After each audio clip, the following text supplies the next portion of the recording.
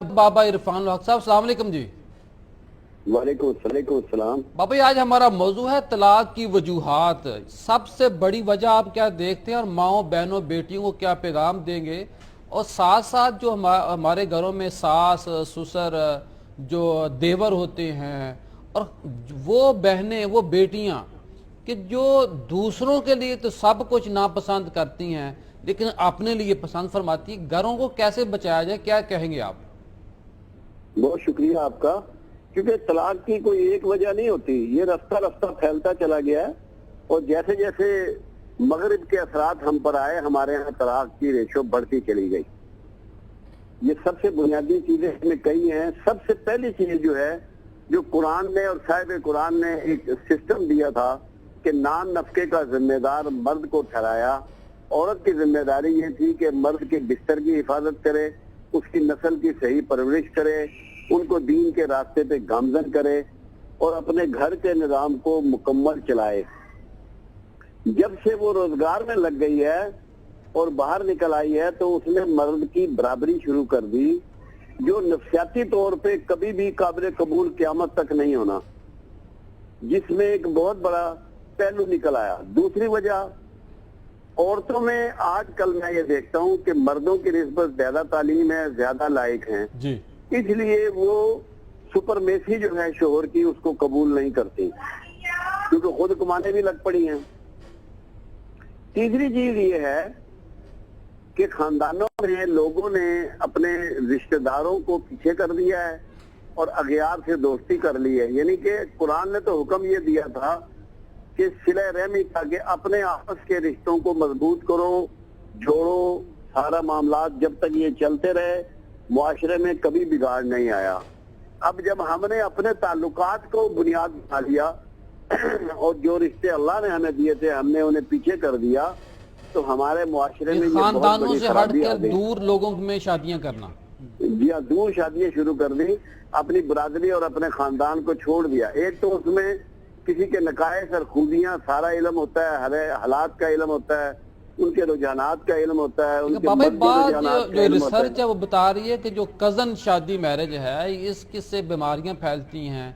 इस हवाले से देखिए, आपका बात ये क्या है, नॉलेज है? एक बात इस बारे में आप समझें, अल्लाह के रसूल सल्लल्लाहु अलैहि वसल्लम ने अपने कजन को अपनी बेटी दी। कुरान में परवरदिगार ये कह रहा है, फूफी की बेटी, खाला की बेटी, मामू की बेटी, चाचा की बेटी तेरे लिए हलाल है, तो उससे रिश्ता कर सकता है। क्या डॉक्टर अल्लाह से ज्यादा बेहतर जानते हैं कि अगर कजन मैरिज से ही डिसेबल बच्चे पैदा होने होते तो फिर अल्लाह ताला कुरान में क्या इसकी मतलब है तरगीब देता? दूसरी बात आप समझें, हिंदुओं के यहाँ अगर गोद भी मिल जाए तो उसमें शादी नहीं होती, सब कास्ट जिसे कहते हैं, तो क्या वहाँ डिसेबल बच्चे नहीं है? सही बात। रिटार्टेड या सेमी रिटार्टेड या मंगोलियन बच्चे नहीं बाबा पैदा हो यहाँ रहे? मैं अदब से इसकी सवाल रीजन करूंगा जो है ना, कि क्या मैं आपको जी एक बात बताऊं, नहीं पहले सुन ले इसको पूरी बात, ये बहुत इंपॉर्टेंट है। इसकी रीजन जो है वो कुछ जेनेटिक इशू है, जो कुछ साइकोलॉजिकल है, कुछ फिजिकल है, वो इसकी रीजन होती है। कदर मैरिज इसकी रीजन नहीं होती। ये बिल्कुल रॉन्ग कॉन्सेप्ट है। एक चीज और देखें जो सबसे बड़ी तलाकों में वजह बनी, रसूलुल्लाह सल्लल्लाहु अलैहि वसल्लम का फरमान मुबारक है कि अगर अल्लाह के अलावा किसी को सजदा जेब देता तो मैं औरतों से कहता कि अपने शोहर को सजदा करें। इतनी ज्यादा रिस्पेक्ट करने की हुक्म किया गया। जब ये रिस्पेक्ट निकल गई तो रिश्ते टूटने शुरू हो गए, क्योंकि बुनियाद जो है रिश्तों की वो अल्लाह के यहाँ बांधी जाती है, आसमानों से रिश्ते तय होते हैं। एक वजह और हुई और वो है कंपैरिजन। मुआशरे में कंपैरिजन हो गया कि इसके पास सामान ज्यादा, मेरे पास कम, इसकी गाड़ी अच्छी घटिया, इसका शोहर 2 लाख तनख्वाह ले रहा है, मेरा 15,000। कंपैरिजन ने भी इन रिश्तों को कमजोर किया। सही।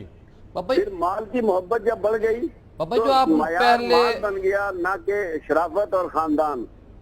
बाबा जो आप पहले बात कर रहे थे कि भाई क्या ऐसा कोई ट्रस्ट पाकिस्तान का, ऐसी एनजीओ जिनके पास अरबों खरबों रुपया पैसा पड़ा होता है, वो एक ऐसा जो कजन मैरिज है, कोई 500 जोड़ा पकड़े, कोई 100 जोड़ा पकड़े, उनके ऊपर रिसर्च करके ये लोगों को बताएं कि कुरान ने इन रिश्तों को बेहतर समझा है रिश्ते के लिए, शादी के लिए, तो जो मगरब और यूरोप का जो एजेंडा है ये फेक एजेंडा, हमने इस रिसर्च को आम किया है। हम कब तक दूसरों की रिसर्च के ऊपर भरोसा करते रहेंगे?